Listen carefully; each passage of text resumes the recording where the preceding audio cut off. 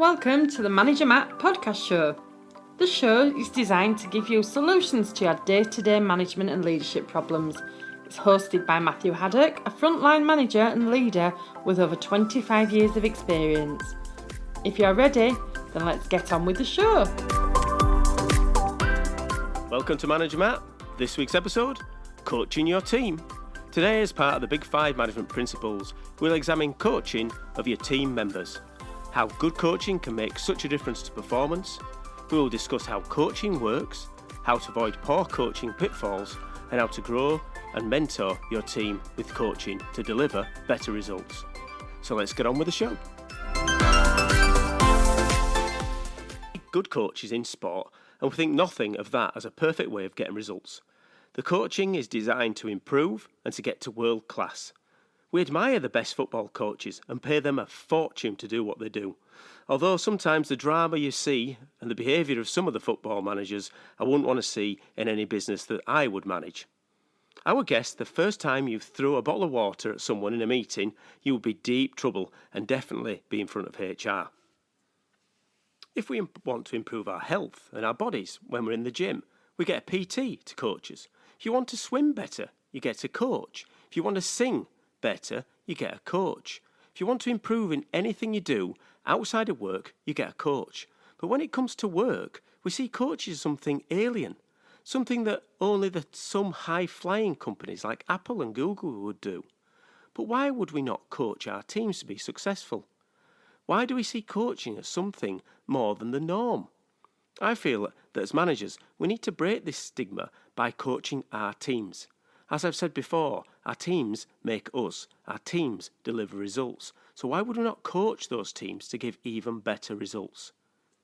And as a manager, you'll have a wealth of experience and knowledge that you should be passing on to your team. So coaching makes absolute sense. There's also mentoring. Now, mentoring is something slightly different. I'm not going to cover it in here, but that's about getting some advice away from the normal business sense. So that's going out, finding someone with an experience who can then help you by mentoring you, usually outside your chain of command. And I've had a mentor for a number of years away from my business, not my boss, but a mentor that I can then go to and ask them very specific questions how they've handled things in the past. But for today's podcast, we're going to stick to coaching. So now that we've agreed that coaching is a good thing to do, how do we start to do it? As you may have guessed, when you're listening to this podcast, there's going to be some actionable steps. Surprise, surprise. Coaching is specific about improving a skill or a weakness that you see in your directs. Now, I normally start with the idea of building on strengths. Improving weaknesses can be a bit of a pitfall of a place to go because there's always going to be weaknesses in people, but really you should start with the strengths. That's what these people are really going to be good at, and that's where they can really step forward and improve even more. Now, coaching in a business is slightly different to a sports coach or a PT. This is around you being the boss and wanting to get those results out of your people by helping them improve. So it's not a case of a Sunday morning league where they're kicking around and at the end of it they turn around and the F and the Jeff at the coach. That's not going to happen. You're still going to be the boss. This is around helping your directs who have already got some strengths to go that little bit further and get a little bit better, and using your knowledge and your skills to help them get better. I think when I coach my directs, it's part of my responsibilities to develop a successful leadership vision for my site. We're also looking at succession plans here. So when you're coaching people, you're trying to get them up to that next level that will then step into your shoes. You've got to start thinking if you're ever going to leave that area or that position and move on, you need to make sure you've got someone who can step into your shoes, who can deliver the results as good as you can, even not better, so you've got a chance to progress. If not, you're going to get stuck because if you've got nobody coming through to get you better, then your boss is going to overlook you. So as well as coaching for them, it's also coaching for you. I think by now that if you're doing one-to-ones, feedback and delegation, then coaching would naturally follow. You've seen that the area that these people are strong in, you've known exactly what your directs can and can't do, so now it's time to build on that, to coach them to be that next step to improve. And any direct will grab this opportunity with both hands. Who wouldn't want the boss to spend time improving them. So let's look at the steps we need to do to be a great coach. Step 1. Agree the area and strength that you feel can be improved and built on. Now this will come pretty easy because your one-to-ones and your third section will have identified areas you believe the direct can improve. Now you need to focus then on what we can do to help that person improve. You need to make sure the person agrees that these are the areas that they want to improve. Remember, this is not a performance improvement plan. This is not something that the director's done wrong. This is actually something a positive that they should be seeing. So we need them to agree that this is something that they want to improve. And if they don't, then you need to be taking your time, stepping back, running through your feedback, your one-to-ones and your delegation, and just parking it for a couple of weeks or maybe months and then coming back to it. Step 2, putting a plan. So this is where you will formally agree a plan of improvement actions that are tangible with your direct. You'll find extra help and resource that you might need to give the direct because you might not be the expert in everything, and he may or she may need some coaching outside your expertise. But the good thing is you're the path clearer. You know how to find that expertise for the person.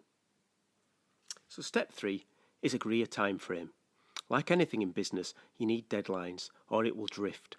And if you don't get something in stone, then it's so easy for these improvements and these coaching to just stop happening because there's so many other things that will fill your directs and your time.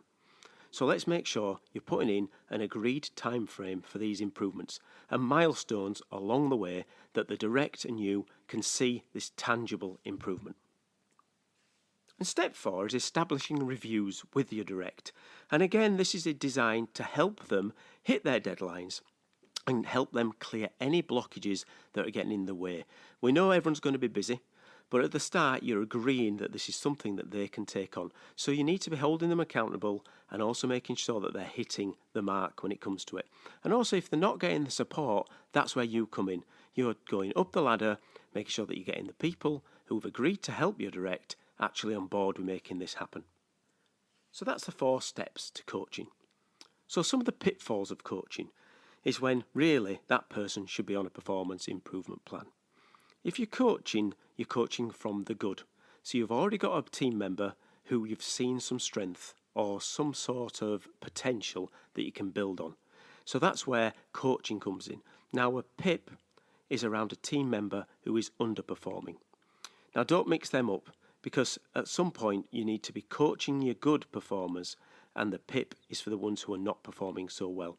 Now they both have at the heart the same idea. You want them to improve.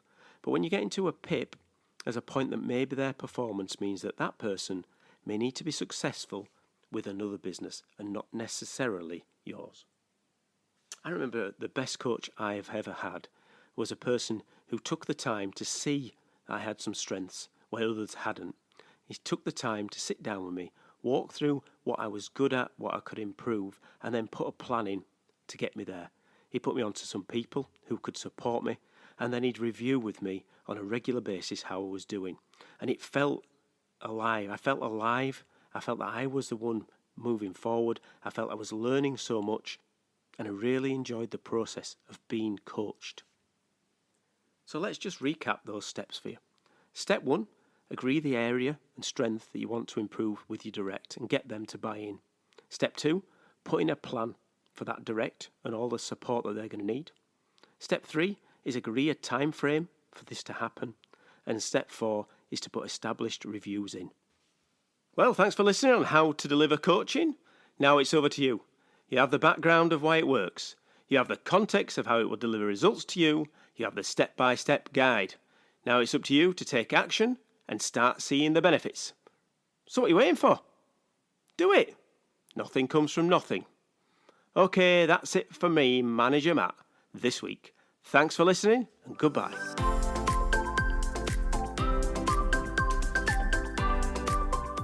Thank you so much for listening to this Manager Matt podcast. We hope you found it interesting, helpful and actionable.